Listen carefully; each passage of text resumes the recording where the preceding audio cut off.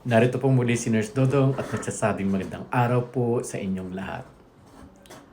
Pagdating sa pag-ibig, ibang klase ang bigat ng salitang tanga. Mas masakit, mas malalim, mas malutong at mas totoo.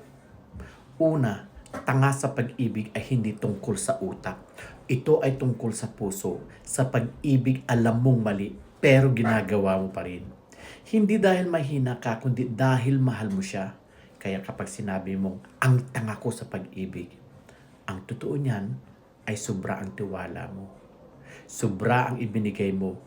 Sobra ang pag-asa mo. Hindi iyon katangahan. Iyon ay kabutihan na hindi natatapatan.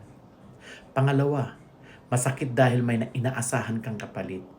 Sa sarili mong loob, umaasa ka ng pagmamahal pabalik, respeto, katapatan, pinili ka rin sana.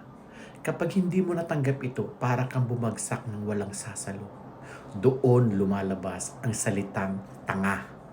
Hindi dahil bobo ka, kundi dahil nasaktan ka ng sobra. Pangatlo, malalim dahil nanggagaling sa tunay na pagmamahal. Ang tanga sa pag-ibig ay malalim kasi handa kang magpatawad kahit paulit-ulit. Handa kang maghintay kahit wala ng dahilan. Handa kang kumapit kahit ikaw na lang ang kumakapit. Ang nakakatawa pa, alam mong masasaktan ka, pero pinilit mo pa rin. Iyon ang lalim. Pang-apat, ang sakit na ito ang nagtuturo kung sino ang karapat-dapat.